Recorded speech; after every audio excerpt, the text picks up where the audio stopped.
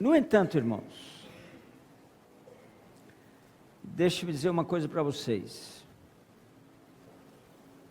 Nós podemos mudar o curso da história. Escute bem. Isso já aconteceu no passado, em várias ocasiões. Ruth mudou o curso da história. Ruth começou a mudar o curso da história quando ela veio para Moabe. Finalmente vem Ana, outra mulher extraordinária que aparece no tempo do juiz, Ruth, Ana, Débora.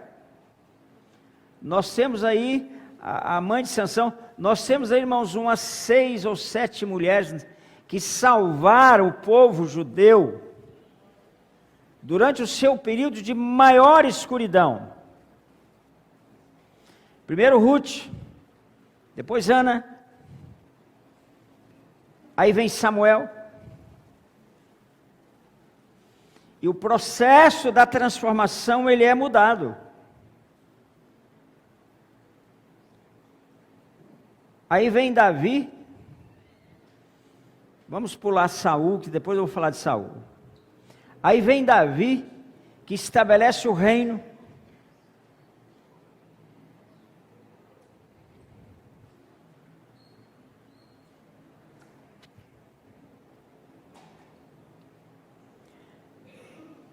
A história foi mudada no passado algumas vezes.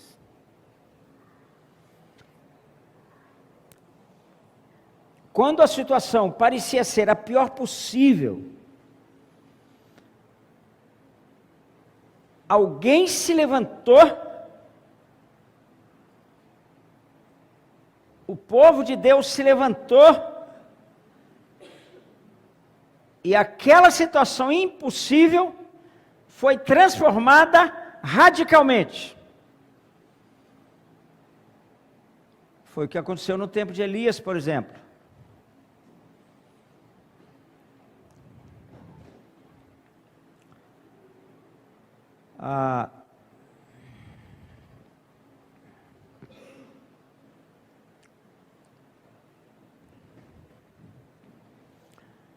O rei Josias, ele trouxe um avivamento no seu tempo. Você pode ver que logo depois vem o fim. Logo depois de Josias, pouco tempo depois, a nação é levada escrava para a Babilônia. Mas ele interrompeu o curso da história. Era tudo ruim aparentemente. Mas no tempo de Josias, houve uma restauração do louvor, uma restauração da palavra. Ele interrompeu aquele curso da história.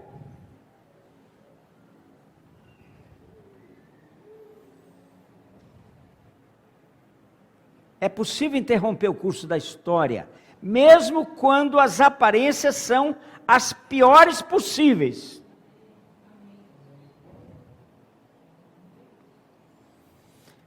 Já tem, irmãos, aí alguns anos que eu estou escolhendo alguns homens no Brasil, homens e mulheres,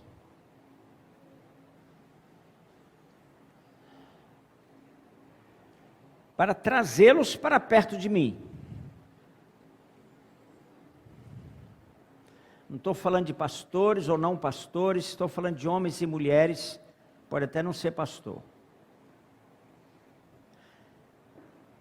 É um pequeno grupo que eu poderia selecionar agora na minha mente. Pessoas que estão absolutamente determinadas e conformadas com o que está acontecendo.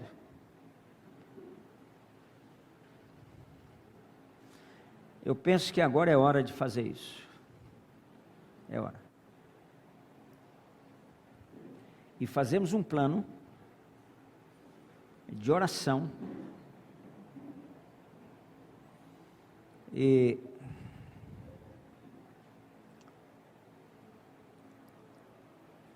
Porque nós podemos mudar essa história.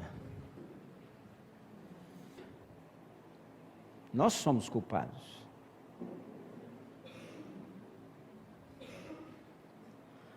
O Brasil tem gerado pastores como Elimeleque. Elimeleque teve uma crise lá em Belém, ele era de lá. Ele era herdeiro, ele tinha umas terras em Belém, ele tinha uma herança, ele perdeu a herança,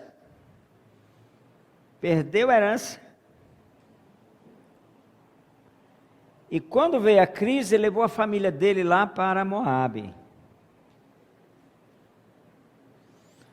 Os filhos dele, Malom e Quilion. Malom significa doença, Quilion significa raquítico. Olha os filhos que ele gerou. Doença e raquítico. Esses foram os filhos que ele gerou.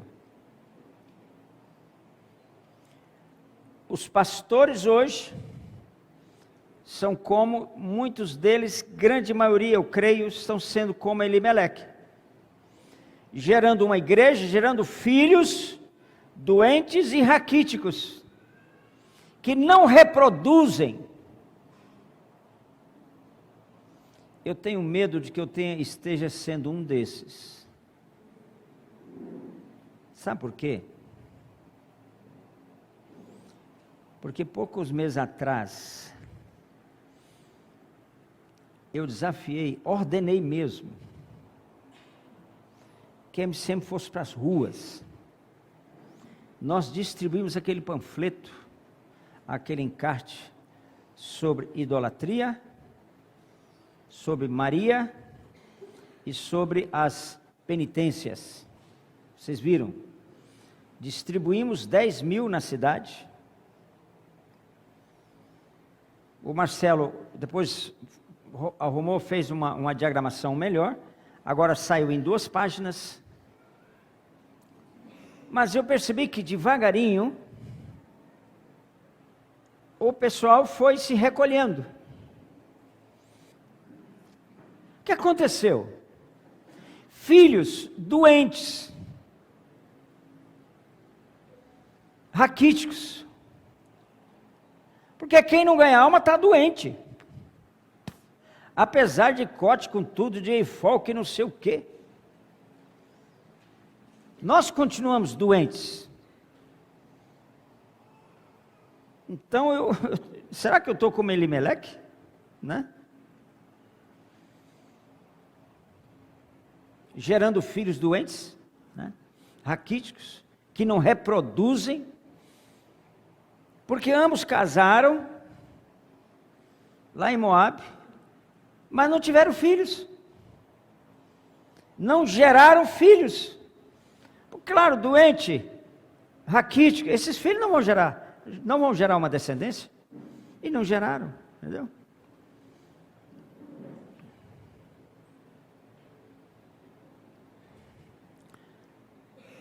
Jezabel, irmãos, e Acabe. Esses dois que governam hoje o Brasil, mas é cópia.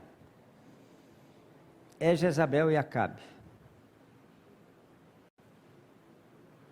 Jezabel continua matando os profetas, só mudou a tática. Ela continua matando os profetas. E ela continua cercada de eunucos. Os eunucos é que serviam. Quem comia na mesa dela eram os profetas de Baal e os eunucos. Quem está comendo aqui nessa mesa, na mesa de Jezabel? Os políticos. São eunucos. São homens castrados. Homens que eles não querem sair da presença de Jezabel. Porque lá estão os favores do palácio. Sem fibra, sem raça, sem coragem. É o que está acontecendo no Brasil.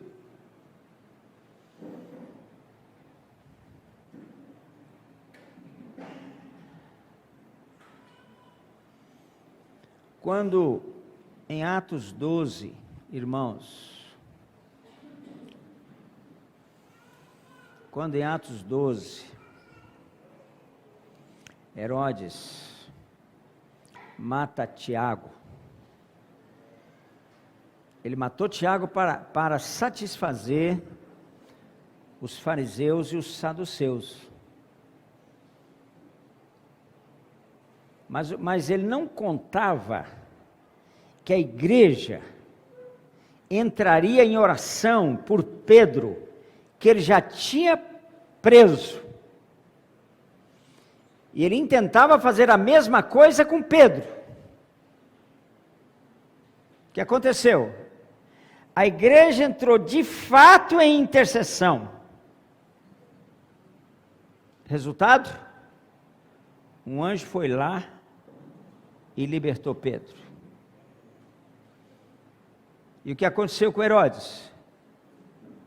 O que aconteceu com Herodes? O que aconteceu com Herodes? Morreu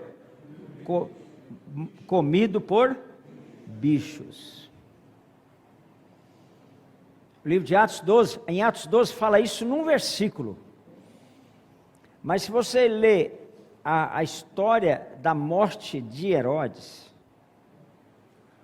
irmãos, talvez ninguém tenha sofrido mais para morrer do que ele sendo comido por aqueles bichos.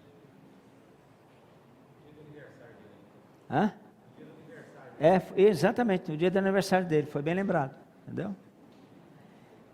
Então, irmãos, por que Pedro não morreu? Por que Herodes morreu?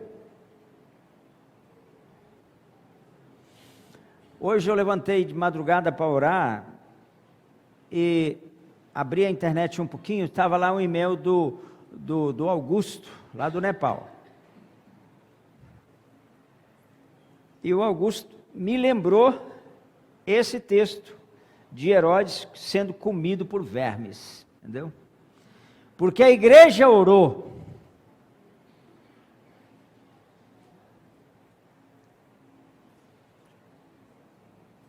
Quanto sangue, irmãos, foi derramado de animais, provavelmente sangue humano, sacrifícios humanos provavelmente foram feitos, porque é tática dos satanistas sacrificar seres humanos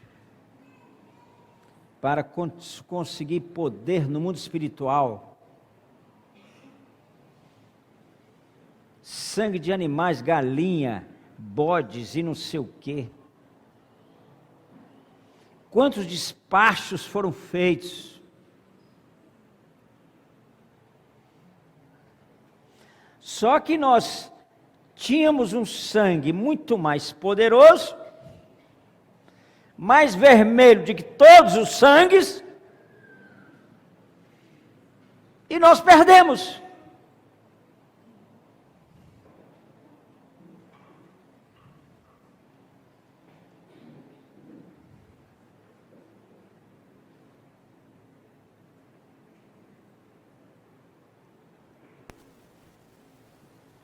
Irmãos,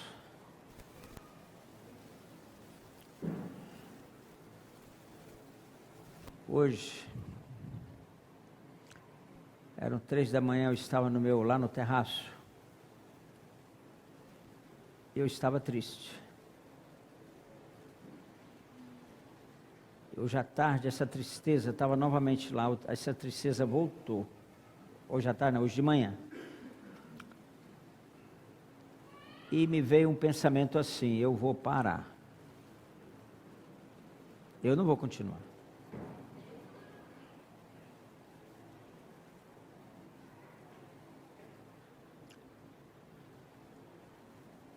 Quando eu pensei assim, irmãos, não sei como, mas me veio lá dentro uma força diferente. Veio algo diferente, sabe? E eu disse ao Senhor naquela hora, escrevi essa frase aqui: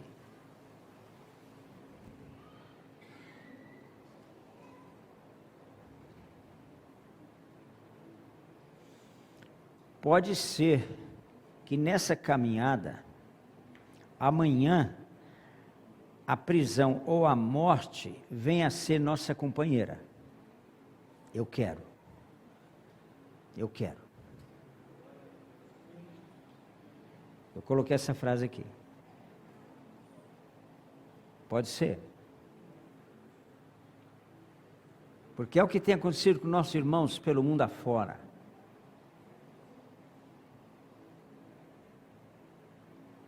Foi assim desde o início, irmãos.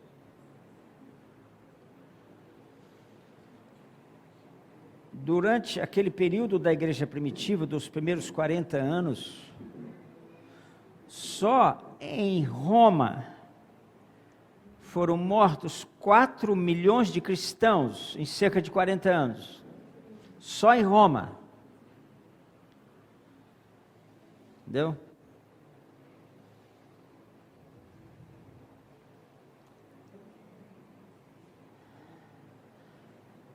Nossas orações estão depositadas lá em cima, entendeu? Eu não vou desistir, não. Eu vou até o fim. Eu vou até o fim. Eu não vou desistir. A única pessoa que pode me deter é Deus. Eu não vou parar. Eu não vou calar a minha voz. Só Deus poderá fazer isso. Essa é a minha decisão.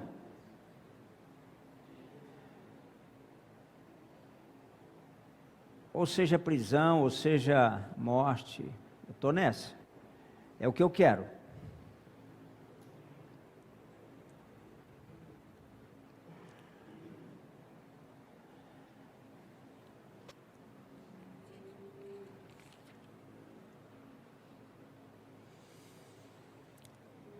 Quando eu viajei agora, irmãos,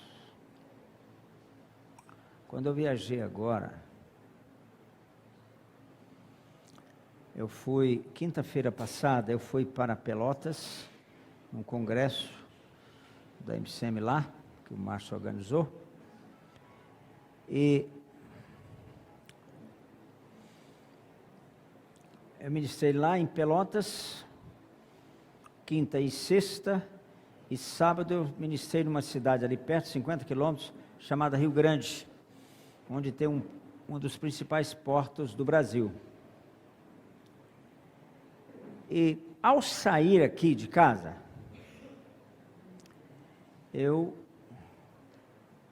lá em cima no escritório, eu peguei um livreto, publicado pelo John Walker. Eu tenho estudado um pouco, vocês sabem disso, sobre sacerdócio. Já tem mais de 2 anos que estamos estudando sobre sacerdócio, né? E eu peguei um livreto, publicado por John Walker. O autor dessa palavra foi Derek Prince. E baseado o estudo dele em Êxodo 19, justamente o texto que eu tenho estudado para falar sobre sacerdócio, um dos textos, né? E eu levei o livreto. E na volta, eu comecei a ler. O avião atrasou lá em Pelotas na volta, atrasou lá em Viracopos, teve troca de avião 2 vezes. E eu estava no avião, então tive tempo, fui anotando, né? E não só casou com aquilo que nós temos ensinado, mas trouxe muita coisa nova. Vamos abrir em Êxodo.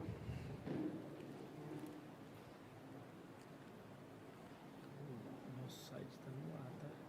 Eu sei. Isso tá bonito, aparecendo nele. Hã? Isso já está nele, já. Eu sei, ó.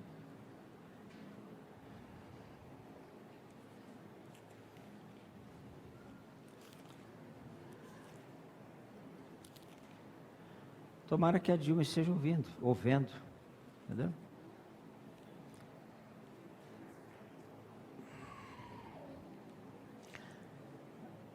Veja aqui comigo, verso 5, Êxodo 19.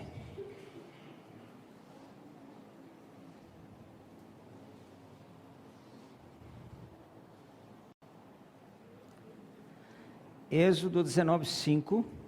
Agora, pois, se diligentemente ouvirdes a minha voz e guardardes a minha aliança, então sereis a minha propriedade peculiar dentre todos os povos, porque toda a terra é minha. Vós me sereis reino de sacerdotes e nação santa. Até aqui. Essa expressão, ela é repetida. O que eu vou falar agora, irmão, tem tudo a ver com o que aconteceu e por que aconteceu. E como sair dessa situação agora. Entendeu? Aqui em 1 Pedro 2,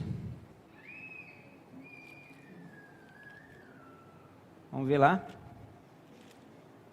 1 Pedro 2,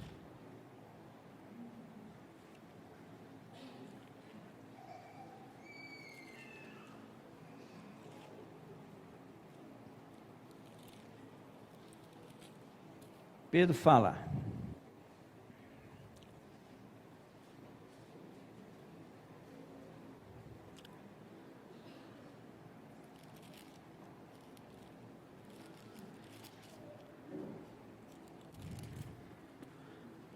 no versículo 9, vós, porém, sois raça eleita, sacerdócio real, nação santa.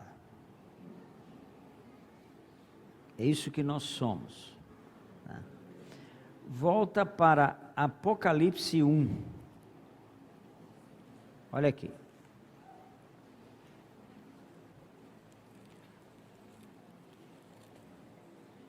Olha o que o Senhor fala no verso 6. Nos constituiu reino, sacerdotes para o seu Deus e Pai. Finalmente, Apocalipse 5. Olha aqui. Versículo 10. E para o nosso Deus os constituíste reino e sacerdotes, e reinarão sobre a terra. Então, o propósito, irmãos, de Deus é estabelecer um reino de sacerdotes. Sempre foi. Preste bem atenção aqui.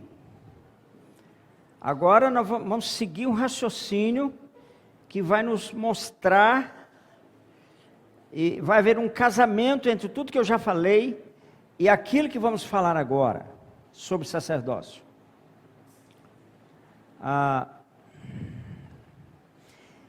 Em Gênesis 14, 18, quem vem ao encontro de Abrão? Melquisedeque.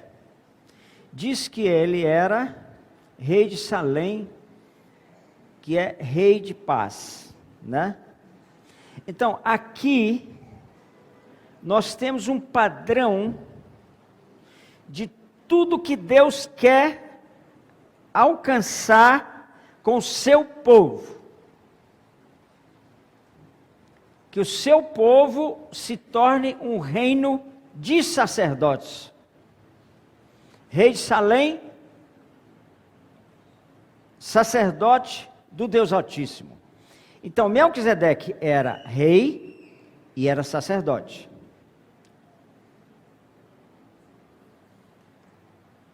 Em Hebreus 7, você conhece muito bem esse texto, fala a mesma coisa, né?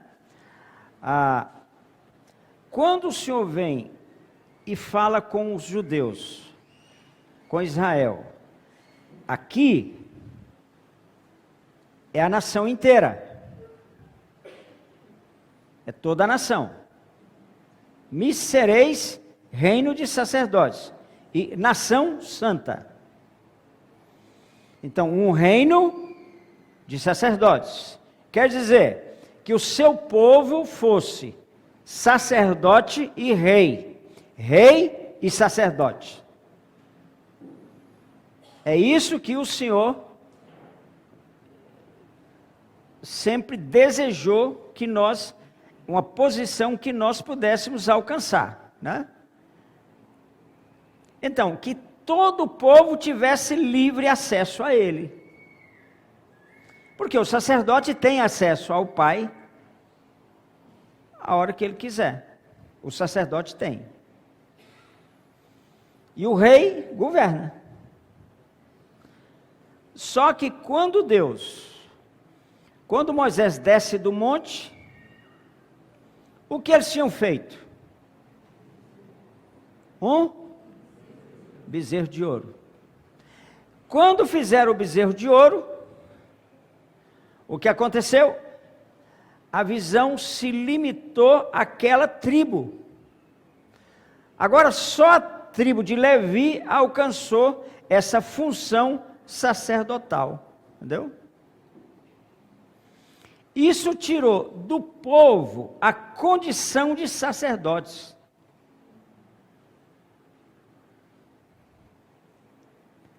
Você vai perceber uma similaridade espantosa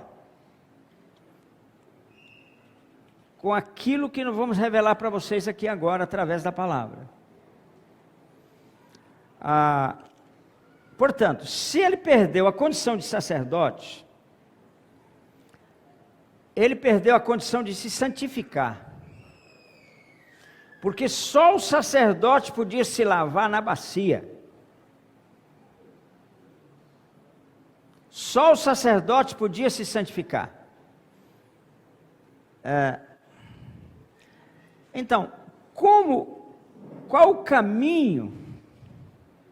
E esse é o caminho de nós podermos alcançar essa condição de reis e sacerdotes.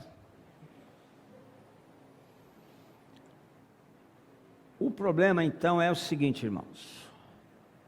Os pastores, eles querem reinar. O homem quer reinar. O homem gosta de reinar. Faz parte da natureza humana. O homem sempre gostou de dominar, ou até de escravizar os outros homens. Sabe quantos escravos existiam na Roma antiga? 400 mil escravos. Tinha mais escravos do que a população. O homem gosta de fazer escravos. E o comunismo é um fabricante de escravos. O escravo, ele não tem esperança. Ele é escravo. Eu conversei com um rapaz que era gerente do hotel onde eu morava, lá em Varanasi. Ele falou para mim, eu falei para ele, um dia você vai ser o dono de um hotel desse tamanho aqui. Ele falou, não vou. Vou não. Eu vou continuar pobre como eu sou. O comunismo é uma falsa religião, mas é uma religião. Qual a característica principal do comunismo? Ela tira Deus do seu lugar e coloca o homem.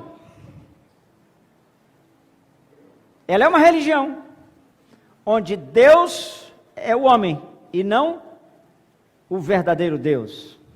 O homem é Deus. Entendeu?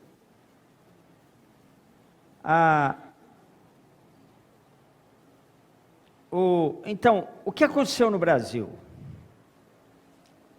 Os pastores começaram a reinar, sem serem sacerdotes, sem relacionamento com Deus. Eles querem reinar, mas não querem relacionar com Deus. Foi isso que aconteceu no Brasil. E aqui está explicado.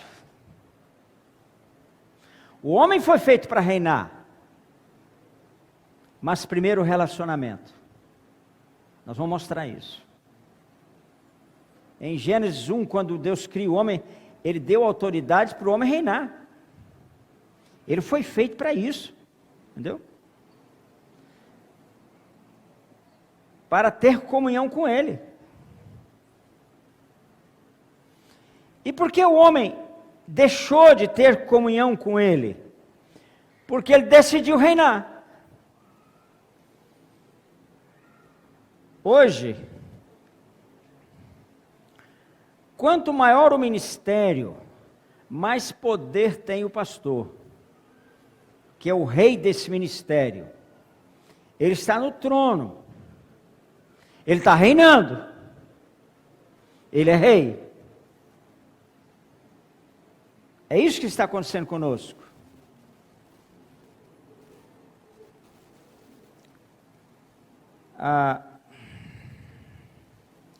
Irmãos, o que frustrou o propósito de Deus, de Jesus, nosso Senhor tão amado, depois do 7-1, foi isso.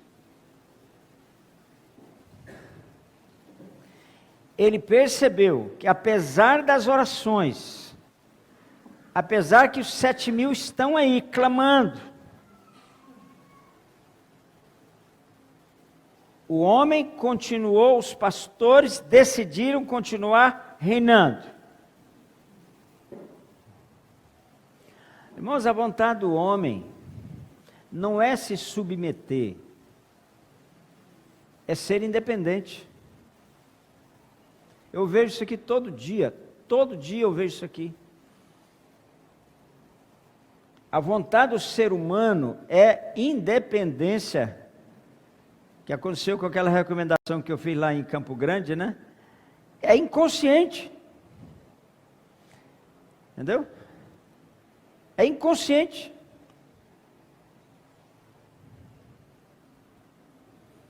Ele aprendeu a caminhar sozinho. Ele aprendeu a sentar no seu próprio trono. Eu tenho que ter meu troninho, ou maior ou menor, entendeu? Ele quer ser rei, entendeu? Andar debaixo de autoridade não quer não, mas quer ser rei, entendeu? O homem é assim, é a natureza humana, né? Então, se o homem quer ser rei, ele está se opondo a Deus. E quando ele se opõe a Deus, o que ele faz? Ele constrói o bezerro de ouro, que é o seu ministério, é o seu bezerro de ouro, né? Ele constrói seu bezerro de ouro, ele não se relaciona, e ele perde o sacerdócio. Em 1 Samuel capítulo 8, irmãos, o povo pede um rei, entendeu? E se você for examinar por que aquele povo pediu um rei, é porque ele não queria que Deus reinasse sobre ele. Porque, Sebastião, se for Deus que vai reinar sobre o povo, esse povo não vai ter bezerro de ouro, esse povo vai andar em santidade, se for Deus, e esse povo vai às nações. Mas o povo não quer isso. E por que o povo elege um homem para governar sobre eles? Porque ele não quer fazer isso. Ele quer continuar fazendo sua vontade, caminhar nos seus caminhos. Então ele precisa de um Saul. E o povo elege Saul. Entendeu? Eles queriam ser independentes de Deus. Só isso. Com Saul, tudo bem. Com Saul, o reino não foi estabelecido. Mas com Davi foi. Foi estabelecido. Porque Saul não andou com Deus. Saul não era sacerdote. Não tinha esse chamado de relacionamento com Deus.